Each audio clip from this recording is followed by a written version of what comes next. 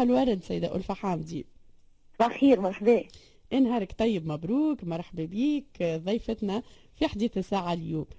نعم سيدة ألفة. يخليك، يعيشك، مرحبا بكم. شكرا سيدة ألفة، من خبيرة دولية في إدارة المشاريع الكبرى إلى الشأن السياسي والعمل الحزبي في فترة استثنائية. علاش اليوم حزب جديد، حزب الجمهورية الثالثة؟ علاش خويا؟ خاطر واحد وحده ما ينجمش.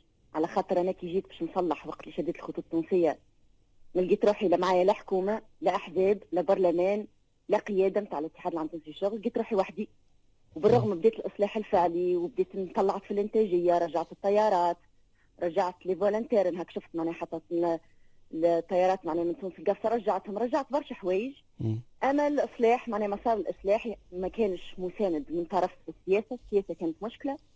فاليوم انا عندي قناعه انه السياسه مشكله، لذلك لازم نصلح السياسه ولازمنا نحط الاقتصاد اولويه. وفي بلاصه ما نقعدوا نقنعوا في السياسيين يا ولادي الاقتصاد راهو مهم، راهو جيب التونسي مهم، راهو التعليم مهم، راهي هذه الكل حوايج مهمه. كيف هذا كيف الحوايج الاخرى الايديولوجيات والعرك السياسي والكل هذاك زاد ما يسالش، اما راهو الاقتصاد مهم. باش ما نبقوش نضيعوا وقتنا نقنعوا فيهم في حاجه فاقد الشيء لا يعطيه. ندوروا برنامج ونعملوا العمل السياسي وندخلوا من الباب الكبير، معناها نجيو للشعب التونسي من الباب الكبير، من باب العمل السياسي المنظم القانوني اللي هو في اطار الاحزاب. أي الوضع اليوم مختلف سيدة ألفة الحامدي. ربما علاش اليوم في الفترة هذه فترة استثنائية، ربما تم شكون يتحدث على أنه حتى الفترة القادمة الأحزاب مش باش يكون عندها دور فيها، ربما ثم شكون يتحدث على أنه باش نمشوا الانتخابات ربما على القوائم وغيره. اليوم علاش الحزب في هذه الفترة التوقيت؟ يعني كنت تنجم ربما توخر شوية ولا تقدم شوية الوقت. اليوم أنا نعرفش بالضبط، برشا تخوف الوقت، حتى الناشطين السياسيين الموجودين فضلوا أنهم يبعدوا شويه اليوم على الساحه. وفقط فكره اخرى باش تجاوبين على الفكره مع بعضها، اليوم التونسي الى اي مدى ما زلت عنده ثقه في كلمه حزب بغض النظر على المشروع ولا على اشخاص معناها؟ والله يا اختي شو نقول لك، تفكروا البرلمان اللي فات مقسم كما نقولوا على 6 7 10 احزاب وما تلمش. كي نعملوا نمشوا في نظام تصويت على الافراد ولا نطلعوا الافراد معناها 217 باش يزيدوا يتفرقوا اكثر ومش باش يتلموا. يعني اليوم احنا بلادنا لازمنا الناس تتلم في اطار مشروع اللي هو يجمع، يعني الوحده الوطنيه هي اساس باش نجموا نبدلوا بلادنا. التفريق في اطار حزبي ولا في اطار افراد راهو ما يخدمش مصلحه البلاد. فتقول لي انت خلينا نعطيك، هما يقولوا التوانسه ما عندهمش ثقه في الاحزاب، التوانسه ما عندهمش ثقه في الاحزاب هذيك، احزاب ما قبل 25 جويلية، الاحزاب اللي جت والتونسي عطاها ثقته وصوت لها وقالوا لها باش نردوا لك تونس كي تركيا وباش نردوا لك تونس وباش نطلعوا في الشهاري وباش نصلحوا التعليم وباش نصلحوا الصحه، وبعد في البرلمان قاعدوا يتعاركوا وشفنا مظاهر يعني اخلاقيه مترديه. التوانسه ما عندهمش ثقه في الاحزاب السابقه، لانه الاحزاب هذيك قايمه على ثقافه الغدره، يقولوا مش باش نتحالفوا يطلعوا يتحالفوا، يقولوا رانا باش نخدموا على الطبقه الشغيله وباش نطلعوا في الشهاري وباش نخدموا على حقوق العمال، وبعد كي يطلعوا يقولوا يعملوا في السياسه وما عادش يهمهم في الطبقه الشغيله. تونس وخرت في حقوق العمال 10 مراتب في ال5 سنين اللي فاتت، 10 مراتب اختي. فالتوانسه ما عادش عندهم ثقه في الاحزاب، ما عادش عندهم ثقه في الاحزاب هذيك اللي هي مش واضحه، اللي هو الاقتصاد مش اولويتها واللي اولويتها ما تتمشاش مع الشعب التونسي. تقول انت علاش تو نجم الواحد يستنى؟ نقول لك تو على خاطر بلادنا ما تستناش. انا الحق اول ما جت لحكومه السيده نجله بودن هذه عملت لها تقييم كخبيره في اداره المشاريع الكبرى، نقيم ديما المشاريع الكبرى ونقيم رؤساء المشاريع ورؤساء الشركات. فقيمت رئيس الحكومه وقيمت الحكومه هذه وعرفتها من سبتمبر اللي فات اللي الحكومه هذه باش تعطل مسار الاصلاح، ماهيش باش تعاون في الاقتصاد، ماهيش باش تعمل نمو اقتصادي واصلاح البلاد اللي يخلينا نكملوا في المسار الكبير اللي حل سيد رئيس الجمهوريه، من حل شانتي محاربه الفساد واصلاح القضاء وغيره وغيره وغيره. لازم حكومه تكون زاده تخدم على اصلاح الاقتصاد، ولازمها تجيب نمو اقتصادي في البلاد، يعني تعمل تنميه. الفقط اللي الحكومه هذه بالبرنامج اللي جابتها بالميزانيه نتاع السنه هذه اللي هي ميزانيه انا نعتبرها يعني تقسم في الشعب التونسي على 2 طبقات، طبقه لبس عليها وطبقه فقيره وكهو. فاعتبرت انه اليوم الواحد ما عادش عنده حتى خيار، مكره اخاك لا بطل، سامحني معناها يا اخويا واختي، انه لازمه يقدم مشروع الاقتصادي هذا يحطه في الساحه السياسيه ويقدمها للتوانسه ويعطيهم الخيار على الاقل باش يختاروا الاقتصاد اولا. سيده ألفة، هاو نحكوا على اولويات حزبكم ومشروعكم، ربما المسار الاصلاحي اللي تقترحوه. فقط انت لما تم تعيينك على الخطوط التونسيه ثم ترحيب، وفي المقابل شفنا رفض وانتقاد ليك، وثم حتى اللي يتحدث على انه تنقصك الخبره. اليوم نفس الملاحظه، ربما ثم شكون يتحدث على انه تنقصك الخبره السياسيه. اداره المشاريع الكبرى مختلف على اداره الشان السياسي، يعني مش نفس التمشي في اداره ربما المشاريع ونفس التقنيات هي نفسها تنجم تطبقها في اداره الشان السياسي ولا مشروع سياسي. هو شنو هي السياسه؟ هم عندهم السياسه نتاعهم. هو السياسه نتاع يبدو تكمبين وامشي ويجا ويتقابلوا البرة، والقوانين تبدا معموله على مقاس وعلى قياس اشخاص معينه ومصالح معينه. انا نمن اللي السياسه هي انك تخدم مجموعه الموسعه الكل هذه، اللي صوت لك واللي ما صوتلكش تخدم مصلحته. اليوم مصلحه الشعب التونسي مصلحه اقتصاديه بالاساس، لانه الحريات لا تراجع فيها والديمقراطيه لا تراجع فيها. فانا نعتبر انه السياسه اليوم هو انك اجابه على الاسئله التاليه: ال7% نمو اللي كان يعمل فيها بن علي قبل، كيفاش باش تعملوها انتم اليوم؟ تعمل فيها 1% نمو البلاد، يعني البلاد مش قاعده تكبر. المديونيه كيفاش باش نقصها؟ جيب التونسي اليوم ما بين الكرا والضوء يوصل 60 و70% من شهريته. راني التونسي لازم ياكل 200 دينار في الشهر. كي تجاوبني انت كسياسي، تجاوبني تقول لي كيفاش باش تطيح من سوم فاتوره الضوء؟ كيفاش باش تخلي بين الكرا والضوء ما يفوتش 30% من الشهريه؟ كيفاش اليوم الماكله والاسعار نتاع الماكله تخلي التونسي ياكل يعبي طاولته ويبدا ياكل متنوع، معناها ياكل حوايج مختلفه، يشرب حليب، ياكل كذا. انا كيفاش المتقاعدين نتاعنا اليوم دواهم ما يقصش عليهم؟ كيفاش التونسي كي يمشي للسبيطار ما يبداش راقد على جريه ويبدا صاير فيه المصايب؟ كيفاش اليوم مناطق كامله ابداها من داجه الكفته ما فيهاش مبنجين؟ انا عندي انا هذيك السياسه. هم سيده ألفة اداره الشان السياسي معناها الحسابات السياسيه. انا الحسابات هذيك ما ندخلش فيها، وما تعرفش كي يقولوا هي ما عندهاش الخبره في الحسابات السياسيه. انا نفتخر اني ما عنديش خبره في الحسابات هذيك. سيده ألفة، اللي قلتيه الكل محلاه، وحتى واحد ما هو يسمع فينا توا وما هو حاس باللي انت تحكي فيه يمس فيه. اليوم التونسي ما ينجمش ياكل كيما يحب. اليوم التونسي شهريته يصرفها قبل ما توصل له، خاصة كان جاته فاتورة ولا زوز. الشهر اللي يخلص فيه الانترنت والضوء ما يلقاش حتى باش يعمل حاجة زايدة في الدار. كلامك الكل معقول، أما اليوم شنية الآليات اللي تخلينا نعمل آليات ولا ضمانات من داخل ربما المشروع متاعك؟ الناس اللي باش تلتف حولها شنية ضماناتك؟ انهم الكل على قلب رجل واحد، معناها يفكروا بنفس الطريقه. خاطر سامحيني حبينا ولا كرهنا برشا ناس وبرشا قيادات على راس احزاب احكوا لنا كلام يشبه الهكايا، وبعد هم في حد ذاتهم اختلفوا. وما نحبش معناها نكون مش ايجابيه. اي لا، مش حتى بالاضافه للوعود ثم خذلان داخلي يصير، وشفنا في برشا معناها نواتات حزبيه. هذه النقطه الاولى. النقطه الثانيه الضمانات الخارجيه. الناس هذوما اللي يقولوا عليك انت ما عندكش خبره في السياسه، الى اي مدى ما همش باش يكونوا عوامل معرقله للمشروع هذايا؟ والى اي مدى؟ واحنا شفنا، وانا البارح تبعت وشفت.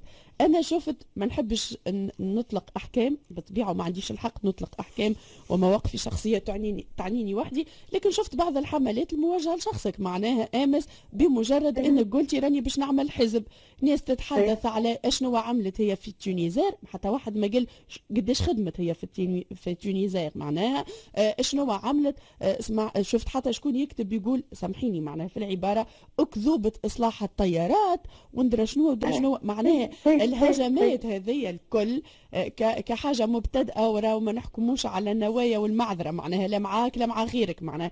لكن اليوم كيفاش اليوم تنجمي تضمني الحد الادنى من مسار ناجح في كل هذا الخضم؟ صحيح والله. شوف سؤالك هي البرشا، وفي برشا نقاط هو لا محاله. اما كلامك صحيح. خلينا نبدو. هو شوفي، تعرفي علاش الاحزاب ضعيفه لحد الان؟ لانه المشكل في القياده. انا ديما نقول الفريق مهم، القياده راهي اهم. القياده تلم ولا تفرق، هذا خيار. القياده تحط الاقتصاد اولويه ولا الحسابات الاخرى اولويه، هذا خيار. القياده كما تنجم تهز مؤسسه ولا منظمه عندها عريقه مثال وعندها تاريخ، كما تنجم تزيد تطلعها وتطلعها في اشعاعها، كما تنجم تهبطها اللطاء. تونس الكلها هذه راهي القياده تنجم كيما تنجم تهزنا للباهي كيما تنجم تهزنا للخايب. انا هذه نمن بها انسانه نمن بالليدرشيب بالقياده. فانا مسؤوليتي وديما نبدا بروحي قبل ما نحكي انا على البلاد نبدا بالحزب. انا نبدا بروحي، وظيفتي الاول والاخير الاولى، الوظيفه الاولى كما نقولوا مش الاخيره، اما الوظيفه الاولى في المشروع السياسي هذايا هو اني نجمع، هو اني نسمح بالاختلاف ونحمي الناس اللي تختلف، اما ثم مبادئ خطوط حمراء لا يتم تجاوزها. وهذايا موضحاتها في الحزب بالثقافه اللي نخلقها داخل المشروع هذايا. سميه حزب سميه حركه سميه اللي تحب، ما عنديش مشكله انا. اما المشروع هذايا اللي هو الناس عليه ملمومه، ثم ثقافه معينه انا مسؤوله على الثقافه اللي فيها. ثقافه الاحترام اختي اول حاجه. انك شديد الخطوط التونسيه راهو يوصل يجيك انسان بعثه قياده، معناها قياده ربي يهديهم، يوصل يجي يسب الجلاله قدام بيرو يراه. يعني على انا تحكي كيفاش تحكي لي على اصلاح ونحكوا على انتاجيه ونحكوا على مشروع وانا ابجديات الاحترام مش موجوده. كيفاش انت اليوم هذه ثقافه الاحترام، هذه خط احمر. ثقافه الاختلاف واحترام الاختلاف هذه زاد خط احمر. اليوم الاحزاب السياسيه لحظها كلها مشت يا اقصى اليمين يا اقصى اليسار، كلها تقوقعت ودخلت معناها في القواعد بتاعها اللي هي الاكثر تعصبا، هي اللي شدتها النقطه. هذه احزاب ما حبتش تفهم اللي الوسط اليوم، الوسط الايديولوجي، وبلادنا بلاد اعتدال، وبلادنا بلاد الوسط، وبلادنا لازمها تكون لا شرقيه لا غربيه. علاش عملنا شعارنا الزيتونه؟ يعني نعم، زيتونه لا شرقيه لا غربيه. واحنا تونس زاده ما لازمهاش تصطف لا مع الشرق لا مع الغرب. احنا نبدو نعرفوا روحنا وين ماشيين. هاو برنامجنا الاقتصادي، هدفنا هو ان اهداف تنمويه واهداف نمو على من هنا ل 2030 على المستوى الوطني، وباش نخلقوا اهداف تنمويه وقاعدين نخدموا عليها. لحد انا توك غير معناها روحت عملنا اجتماع ما بين المنسقين الجهويين في الجهات الكل بما في ذلك قفص، وعملنا فورماسيون واضحه. قلت لهم راهو انا خدمت على الجانب الاستراتيجي الكبير نتاع البلاد، وكل واحد فيكم باش يخدم على الجانب الاستراتيجي نتاع جهته باش يولي عندنا منوال تنميه ونمو خاص بالجهه، اضافه الى منوال التنميه والنمو نتاع البلاد الكل. انت اليوم تونس من 2008 ما عملتش منوال تنميه، راه وزاره الماليه ما خرجتش تو منوال تنميه ومنوال نمو. انت تونس ما عندهاش اهداف نمو تو. فاحنا كي نخدموا على الاشياء هذه، وانا نقول الحزب اليوم ما يستناش الانتخابات هي اداه، ما يستناش الانتخابات باش يخدم الاقتصاد في تونس. بالعكس، تو نخدموا على الاقتصاد، تو نخدموا نشوفوا الجهات نتاعنا كل جهه شنو ناقصها شنو فيها شنو ما فيهاش، يكون عندنا مخطط تنميه ونمو خاص بالجهه ويتم تشريك فيه. كيما كي جيت القفص عملت اجتماع باش نرجعوا الطياره الفول ما بين تونس قفصه. قلت لهم نحب نرجعها بطريقه ماهيش مزيه، معناها مش السلطه المركزيه والله باش ترد على قفصه تخرج لنا طياره، لا. قلت لهم نحب نخلقوا برودوي كوميرسيال، معناها نحب يكون عندي حرفاء في قفصه يستحقوا الطياره باش الطياره تخلص روحها ولا مزيه لحتى عبد. هذه عمليه تجاريه بحته. انا نحب نخدم بالطريقه ذيك، هي طريقه انك تجي الجهه هذيك تخدم على نقاط القوه اللي فيها ناسها وعبادها في القطاع الرسمي وفي القطاع الموازي زاد الزوج، خاطر نستحقوا الزوج. هم اللي يخدموا الدوره الاقتصاديه والنشاط الاقتصادي، ويولي الواحد ثم خطوط حمراء كيما التعليم والصحه خط احمر نعتبرهم اللي شبه مجانيه التعليم والصحه والجوده نتاعهم. هذا دور الدوله التونسيه اللي توا عندها تراجعت فيه عندها مده، ولا تتخوصص وما عادش هامها، ولا اللي عنده يقرا ولا ما عندهش ما يقراش، اللي عنده داوي وما عندهش ما يداويش. ثم خطوط حمراء تم توضيحها داخل المشروع، وما دام الخطوط واضحه ما خبيش عليك. معناها هو حتى في تونس حتى في العلاقات الخارجيه كل واحد يبدا عارف روحه وين ماشي، وعارف هو شنو الخطوط الحمراء وشنو هي مبادئه. راهو سي اون كيستيون دو طون، معناها الواحد هي مساله وقت باش اللي يشوف روحه في المشروع مرحبا، واللي حتى اللي كان في اقصى اليمين ولا اقصى المسار يحب يرجع للوسط مرحبا. احنا اليوم مدين يدينا لاي انسان يمن بالحريه وبالديمقراطيه ويمن بالاقتصاد يحب يجي يخدم مرحبا به. ابارتا الناس اللي تجبد التالي ويقول لك هالكلام هذايا هاي معناها شكلهم هما في 60,000 حاجه وحاجه، معناها هذيك حاجه طبيعيه. معناها الناس اللي تحارب النجاح واعداء النجاح، والناس اللي زاده ما خبيش عليك تحب تبقى ديما السياسه بنفس الطريقه، ما يدخلوا لها كان معناها الناس اللي هي مفلسه فكريا مفلسه ايديولوجيا وما همش حاطين الاقتصاد اولويه. هذيك معناها كلام يتعدى ويمشي على راحته. الاقتصاد هو الحل، هو شعار حزبكم، وانتم تشتغلوا حتى على مستوى الجهات، عندكم منسقين في مختلف الجهات هكا؟ بالضبط منسقين في مختلف الجهات. وتعرف نقول لك خويا معناها مش نحكي لك معناها حتى طريقه العمل. وقت اللي جيت شديت الخطوط التونسيه راهو شهرين قبل انا نحضر، باش اول ما جيت من اول نهار دخلت في الاصلاحات، من اول نهار فما اكل فويت نتاع الفساد سكرتهم.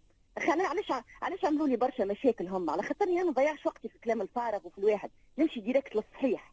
فهمتني كيف حتى المشروع السياسي هذايا ما خرجنا عملنا الاعلان الا ما حضرنا رواحنا من سبتمبر اللي فات. خدمنا على التاشيره نتاعنا، خدمنا على نظامنا الاساسي والمبادئ، خدمنا على النظام الداخلي فوق 100 صفحه منظم، خدمنا على المنسقين الجهويين اللي نحيي لهم معناها نوجه لهم تحيه بما في ذلك المنسق الجهوي معناها في قفصه. خدمنا على الانفراستركتور التكنولوجي كيفاش باش نخدموا معناها ننظموا المنخرطين وغيره. خدمتنا على البرنامج الاقتصادي.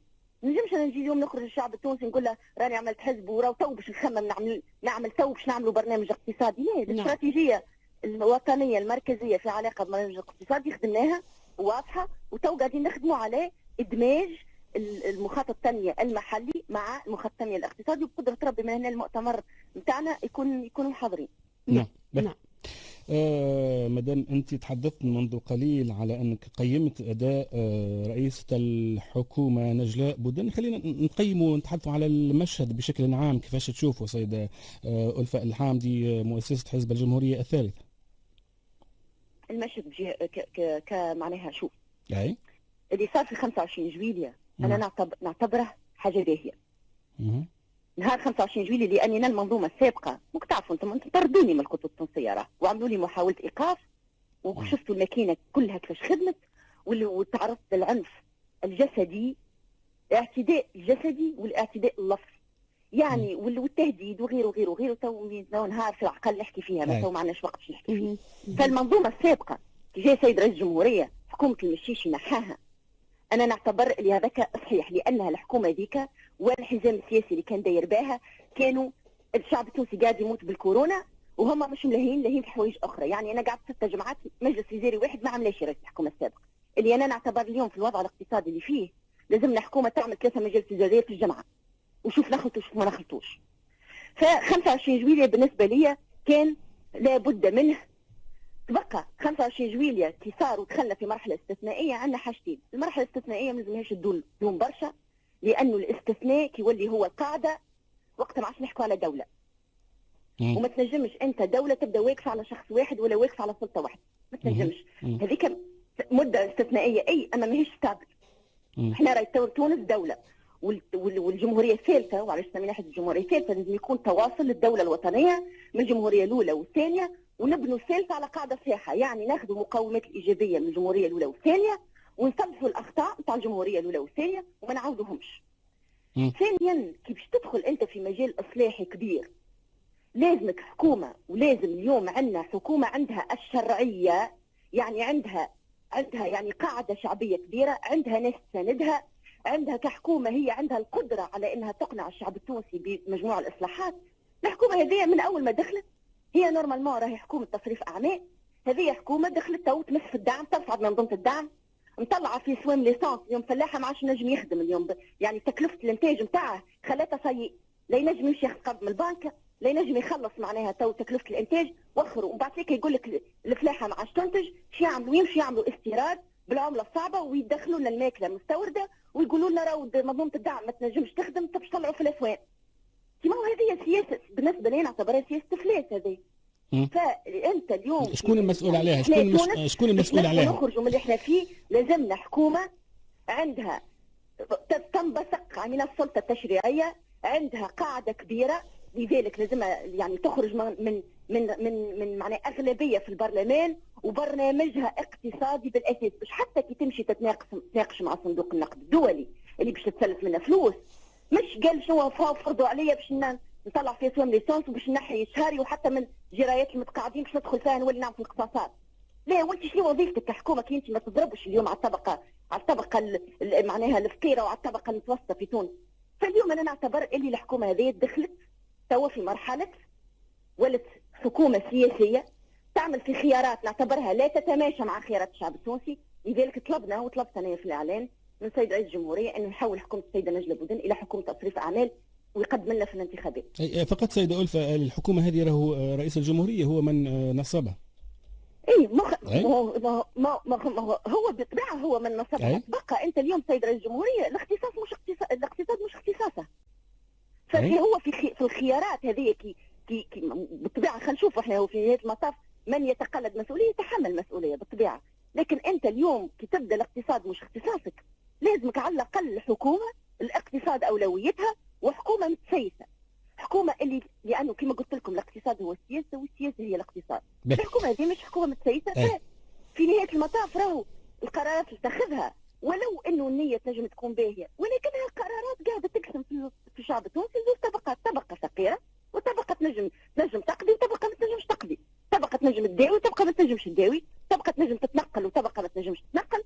واللي نجم يتنقل هذاك هنا رجل اموره، واللي ما نجمش تو باش نعملوا له معناها سياسه كامله نتاع سياسه اعانات وسياسه كذا وسياسه كذا. فهذا بالنسبه لي ماشيين فيه نقسموا في الشعب التونسي لطبقتين. وهذاك علاش انا قلت سيد رئيس الجمهوريه قلت له ما نحبوش حنايا التوانسه اللي يعطينا في ثقتنا، ما نحبوش جينا من بعد قلنا راه غلطوني.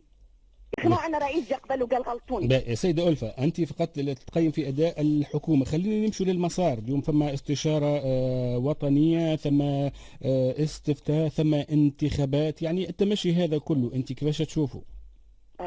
بالنسبة للاستفتاء والانتخابات وقبلها الاستشارة والاستشارة نرجع لك الاستشارة. شوف احنا اقترحنا انه اولا التونسي باش يخرج مرتين، مره في الصيف باش يمشي يعمل استفتاء ومره اخرى في الشتاء باش يمشي يصوت. بالنسبه لي ياسر، واحنا اليوم من ناحيه النجاعه ومن ناحيه الانتاجيه ومن ناحيه برشا حوايج راهو ما يجيش. فاقترحنا انه يتم تقديم الانتخابات لاكتوبر، والتونسي كي يخرج يصوت على الاستفتاء في نفس الوقت، ويصوت على يختار شكون يمثله في السلطه التشريعيه وفي البرلمان الجديد. هذه اول اقتراح. ثانيا اليوم انا شخصيا نعتبر انه وقت اللي صارت الثوره في 2011 وقالوا لازمنا دستور جديد ومجلس تاسيسي، وعملنا مجلس تاسيسي وكتبنا دستور جديد، وقعدنا يعني نحكي على الاقل حتى على الجيل الصغير.